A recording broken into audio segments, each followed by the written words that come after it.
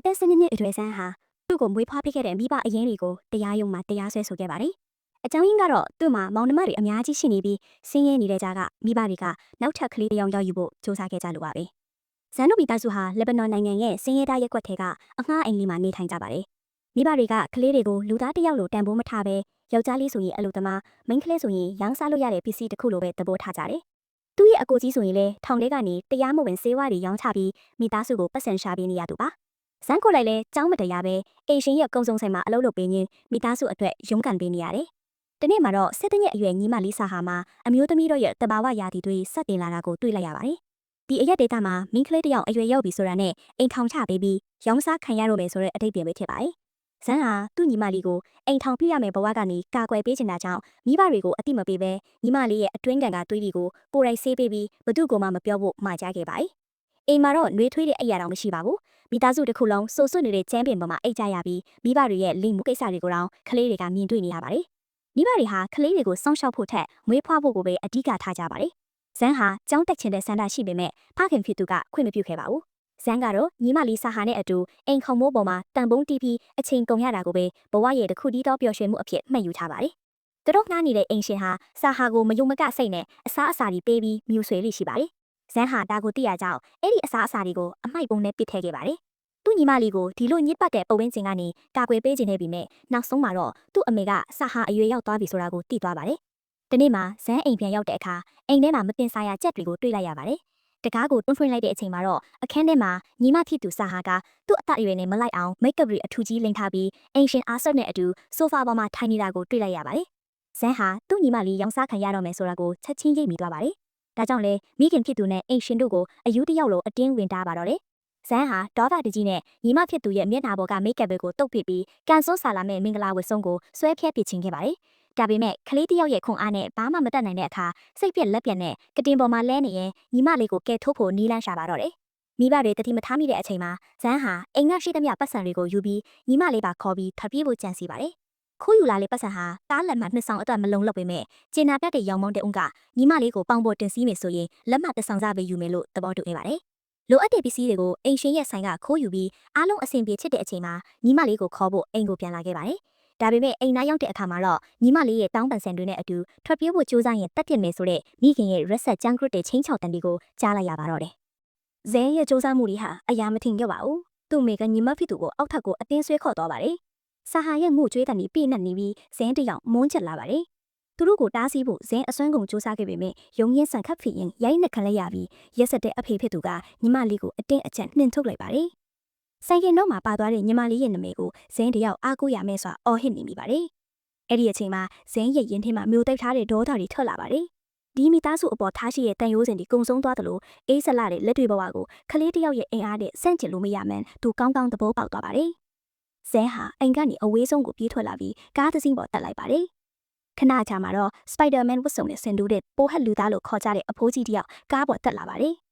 အဖိုးကြီးကဇင်းကိုဘယ်သွားမလို့လဲလို့မေးတဲ့အခါမှာတော့ကဘာကြီးကဘလောက်ပဲကြေပါစေသူသွားစရာနေရာမရှိမှန်းသိလိုက်ရပါတယ်။ဒါကြောင့်ဇင်းကသူ့အဖွားအိမ်ကိုသွားမယ်လို့ပဲလိန်လိုက်ပါတယ်။အဖိုးကြီးကားပေါ်ကဆင်းတဲ့အခါမှာတော့သွားစရာမဲ့နေတဲ့ဇင်းဟာအဖိုးကြီးနောက်ကိုပဲလိုက်ဆင်းသွားပါတော့တယ်။ဒီနေရာတင်မှာတော့မိသားစုကိုလှုပ်ကြွေးရမယ်ဝန်ထုဝန်ပိုးတွေမရှိတော့ပါဘူး။နောက်ဆုံးမှာတော့သူဟာကစားကွင်းထဲကချားရဟတ်ကြီးပေါ်မှာထိုင်ရင်းရှေ့ကမြင်ကွင်းကိုငေးကြည့်နေပါတော့တယ်။ဇင်းဟာအလုတ်လိုက်ရှာပေမဲ့ခလေးအလုတ်သမားဖြစ်နေတာကြောင့်ဘသူကမှအလုတ်မပေးဘဲငင်းပယ်ကြပါတယ်။စိတ်ပြက်အားငယ်နေတဲ့ဇင်းဟာကစားကွင်းထဲကအယုတ်တကြီးတစ်ခုပေါ်တွေ့တက်နေပါတယ်။အဲ့ဒီမြင်ကွင်းကိုတန်ရှင်းရေးသမားယာဟေးကမြင်သွားတဲ့အခါဇင်းကိုတနာသွားပြီးတုတ်ဆရာနဲ့မုတ်အချိုပေးခဲ့ပါတယ်။ဒါပေမဲ့ဒါဟာခဏတာအတွက်တာဖြစ်ပြီးဇင်းရဲ့ရေရှည်စားဝတ်နေရေးပြဿနာကိုမဖြေရှင်းနိုင်ပါဘူး။ဘလို့ရှင်တိုင်ရမလဲဆိုတာမသိတော့တဲ့အဆုံးဇင်းဟာသူ့ကိုကူညီခဲ့မှုတဲ့ယာဟေးနောက်ကိုတစ်တစ်လေးလိုက်သွားခဲ့ပါတယ်။အစပိုင်းမှာတော့ယာဟေးကလက်မခံခင်ပါဘူး။ဘာလို့လဲဆိုတော့သူမကိုယ်တိုင်ကလည်းအထောက်ထားမဲ့တရားမဝင်ရွှေ့ပြောင်းနေထိုင်သူဖြစ်တယ်လို့အိမ်တော်မရှိဘဲမွေးထားတဲ့ကလေးငယ်လေးတစ်ယောက်ကိုလည်းခိုးဝှက်ပြုတ်စုနေရလို့ပါပဲ။အလွတ်သွားချိန်မှာကလေးကိုအိမ်သားထဲမှာဖွက်ထားခဲ့ရတဲ့အထိသူမဘဝကခက်ခဲလွန်းပါတယ်။ဒါပေမဲ့ခေါင်းမမာနဲ့အကူအညီတောင်းနေတဲ့ဇိန်းကိုကြည့်ပြီးယာဟေးတယောက်အိမ်ကိုခေါ်သွားခဲ့ပါတယ်။ဒီလိုနဲ့ဇိန်းဟာအချိန်အတော်ကြာမှပထမဆုံးအချိန်အထိကိုလက်တန့်စင်ခွင့်ရခဲ့ပြီးပူပူနီနီအစားအစာနဲ့နှွေးထွေးကအရာလေးတစ်ခုကိုပိုင်ဆိုင်ခွင့်ရရှိသွားပါတယ်။ဇိန်းတယောက်နှိမ့်ချိုက်စွာအိပ်ပျော်သွားခဲ့ပါတယ်။ယာဟေးကအလုပ်သွားချိန်မှာဇိန်းကိုသူမရဲ့သားလေးရိုးနက်ကိုစောင့်ရှောက်ဖို့တာဝန်ပေးပါတယ်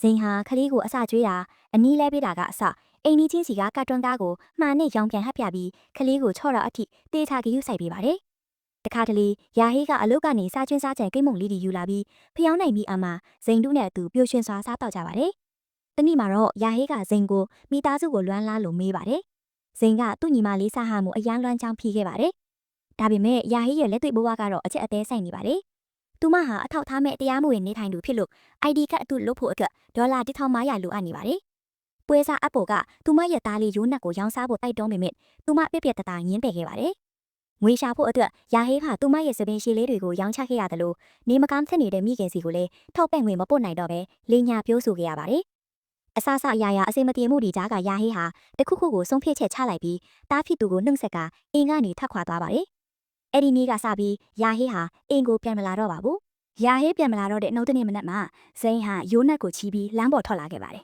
။သူ့ခန္ဓာကိုယ်ရဲ့ထက်ဝက်နီးပါးရှိတဲ့ကလေးကိုခြိထားရလို့မောပန်းနေပြီးမြယာဟေးအနံနေတဲ့တာဝန်ထစ်တာကြောင့်ဇွဲမလျှော်တဲ့ရှစ်ဆက်ခဲ့ပါတယ်။ဇိန်ဟာပွဲစား Expo စီမှာယာဟေးအကြောင်းစုံစမ်းခဲ့ပါတယ်။ Expo ကရိုးနက်လေးကိုမြင်တာနဲ့ကလေးကိုရောင်းစားဖို့အတွက်ချင်းကပ်ခဲ့တယ်လို့ဇိန်ကိုလည်းဟန်ဆောင်စေတနာနဲ့မုံဝဲကျွေးဖို့စူးစမ်းခဲ့ပါတယ်။ဒါပေမဲ့လောကကြီးရဲ့အမောင်ကျန်းကိုစောစီးစွာမြင်တွေ့ခဲ့ရတဲ့ဇိန်ဟာ Expo ရဲ့ဟန်ဆောင်မှုတွေကိုညှင်းပယ်ပြီးကလေးနဲ့အတူထွက်ခွာလာခဲ့ပါတယ်။သွားစရာနေရာမရှိတော့တဲ့ဇိန်တို့ဟာလမ်းပေါ်မှာရည်ရွယ်ချက်မဲ့ရှောက်သွားနေမိပါတယ်။မုံဆိုင်ကထွက်လာတဲ့ရနက်နေကြောင့်ပိုက်စာလုံးမိမိသူတို့လက်ထဲမှာပတ်စံတပြားမှမရှိတော့ပါဘူး။နောက်ဆုံးမှာတော့စာလောင်မှုနဲ့အေးတံကိုမခံနိုင်တော့တဲ့အဆုံးလမ်းတောင်တစ်ခုမှာကွေးကွေးလေးအိပ်ပျော်သွားကြပါတယ်။ဇိန်မသိခဲ့တာကယာဟေးဟာလမ်းပေါ်မှာတင်ရဲတွေရဲ့ဖမ်းဆီးခြင်းကိုခံလိုက်ရတာပဲဖြစ်ပါတယ်။ရဲစခန်းမှာတော့တရားမဝင်ရွှေ့ပြောင်းနေထိုင်သူတွေကိုသူတို့ရဲ့သွေးသားရင်းချကလေးတွေနဲ့ခွေးခွာပစ်ဖို့စီစဉ်နေကြပါတယ်။ဒီအချိန်မှာတော့ဇိန်တယောက်ဘာမှမတက်နိုင်တော့တဲ့အဆုံးစာလောင်လုံးလို့မိုးယိုနေတဲ့ရိုးနက်လေးကိုချီပြီးသူတို့နေခဲ့တဲ့အငှားအိမ်လေးစီကိုပဲအားကိုးရမယ်ဆိုတာပြန်လာခဲ့ပါတော့တယ်။ဇိန်ဟာသူ့မှာရှိတဲ့နောက်ဆုံးလက်ကျန်ငွေလေးနဲ့နိုးမှုအနေငယ်ဝယ်ယူနိုင်ခဲ့ပါတယ်။ရေခဲတက်တာထဲမှာလည်းရေခဲတုံးအချို့တာကြံတော့တာကြောင့်ထိုရေခဲတုံးလေးတွေပေါ်နိုးမှုဖြူပြီးရိုးနက်နဲ့အတူစာလောင်မှုကိုဖြည့်ဖြောက်ခဲ့ရပါတယ်။ရေဖိုးမပေးနိုင်လို့ရေဖြတ်ခံလိုက်ရတဲ့အခါမှာတော့အခြေအနေကပုံမဆိုးရလာပါတယ်။ပတ်စံရှာဖို့ဇိန်ဟာအိမ်ကအိုးခွက်ပန်းကန်အချို့ကိုရောင်းချဖို့ဆုံးဖြတ်လိုက်ပါတယ်။သူဟာအိမ်ကြီးချင်းကလေးစီကစကိတ်ဘုတ်တစ်ခုကိုယူပြီးအိုးခွက်တွေကိုတင်ကဈေးထဲမှာလိုက်လံရောင်းချဖို့နောက်တွင်ရင်ငယ်လေးတစ်ခုပြုတ်လုပ်ခဲ့ပါတယ်။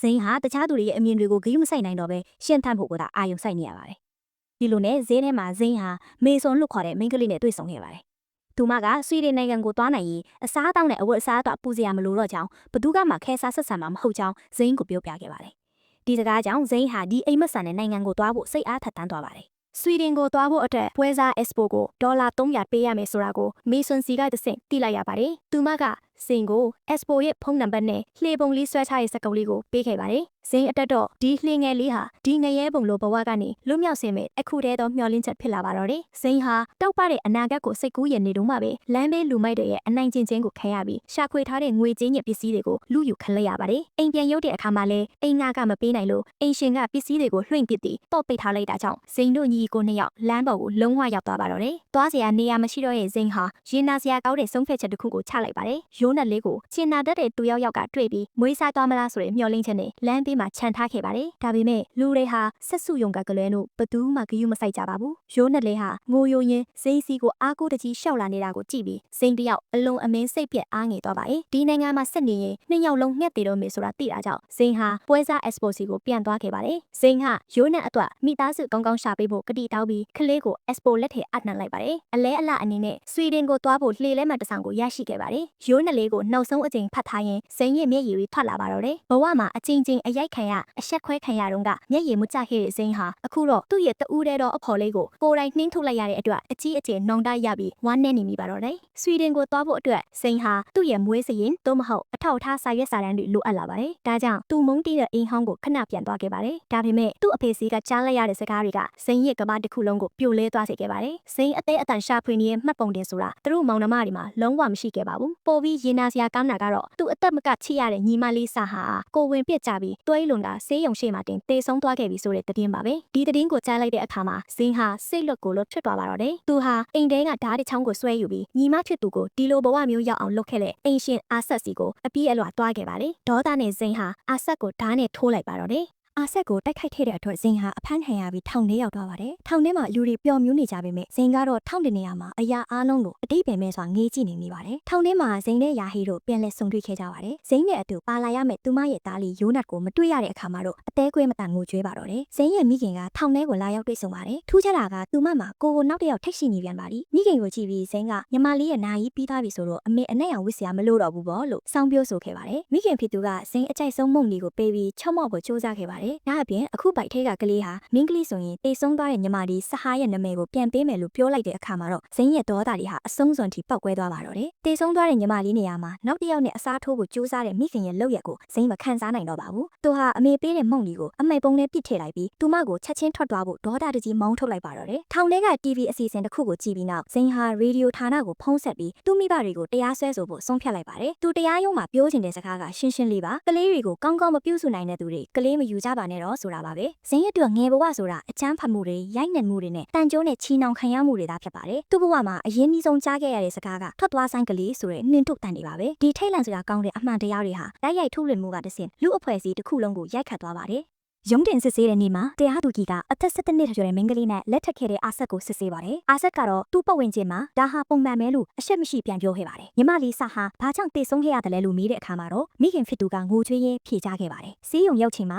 ဆာဟာမှာမှတ်ပုံတင်မရှိတဲ့အတွက်ဆေးရုံကကုသပေးဖို့ညှင်းဆန်ခဲ့တာကြောင့်ဆေးရုံရှေ့မှာတင်တေဆုံးခဲ့ရတာဖြစ်ပါတယ်။မိသားစုရဲ့ဆေးရဲတွင်းနှက်မှုနဲ့အထောက်အထားမဲ့ဘဝတွေအကြောင်းကြားလိုက်ရတဲ့အခါတရားရုံးတစ်ခုလုံးတိတ်ဆိတ်သွားပါတယ်။ဇိမ်းရဲ့မိဘတွေဟာလည်းသူတို့ကိုယ်တိုင်ရုံးမထွက်နိုင်တဲ့လူမှုငရဲပုံတွေမှာကျွမ်းပြုခံထားရသူတွေမှလူတိုင်းသဘောပေါက်သွားကြပါတယ်။ဒီဖြစ်ရပ်ဟာတရားသူကြီးအတွက်စီရင်ချက်ချကိုခက်ခဲလွန်းလာတဲ့လူမှုရည်တန်းရာတစ်ခုဖြစ်ခဲ့ပါတော့တယ်။တရားသူကြီးကမိဘတွေကိုဘလို့အဖြစ်ပေးခြင်းတယ်လဲလို့မေးတဲ့အခါဇိမ်းကလေးနက်စွာနဲ့သူတို့ကိုနောက်ထပ်ကလေးမယူခိုင်းပါနဲ့တော့လို့တောင်းဆိုခဲ့ပါတယ်။မိခင်ဖြစ်သူရဲ့ပိုက်ထဲကကလေးအတွက်ပါစိတ်ပူနေတဲ့ဇိမ်းရဲ့စကားကြောင့်တရားရုံးတစ်ခုလုံးစိတ်ငြိမ်သွားခဲ့ရပါတယ်။ရက်အနည်းငယ်အကြာမှာတော့ရဲတပ်ဖွဲ့ကလူကုန်ကူးသူ S4 ကိုဖမ်းဆီးနိုင်ခဲ့ပြီးယာဟေးရဲ့သားလေးယိုနတ်ကိုကယ်တင်နိုင်ခဲ့ပါတယ်။ယာဟေးဟာသူမရဲ့အသက်နှမြချိရတဲ့သားလေးနဲ့ပြန်လည်ဆုံတွေ့ခွင့်ရတဲ့အတွက်ဝမ်းသာမျက်ရည်တွေနဲ့ပျော်ရွှင်နေခဲ့ပါတယ်။နောက်ဆုံးမှာတော့ဇိမ်းဟာသူ့အလိုဆုံးဖြစ်တဲ့မှတ်ပုံတင်ကိုရရှိခဲ့ပါတယ်။ဒါဟာသူ့အတွက်တော့လူသားတစ်ယောက်အဖြစ်အသက်ရှင်ခွင့်ရမယ့်လက်မှတ်တစ်ခုပါပဲ။ဓာတ်ပုံဆရာကမှတ်ပုံတင်အတွက်ဓာတ်ပုံရိုက်ထုတ်ပြင်ဆင်တဲ့အခါမှာတော့ဇိမ်းဟာသူ့ဘဝတစ်လျှောက်လုံးဖိနှိပ်ခံထားသမျှဝေဒနာတွေကိုမေ့ဖြောက်ပြီးဘဝမှာပထမဆုံးအချိန်အထိတောက်ပပြီးလှပတဲ့အပြုံးတစ်ခုကိုပြုံးပြနိုင်ခဲ့ပါတော့တယ်။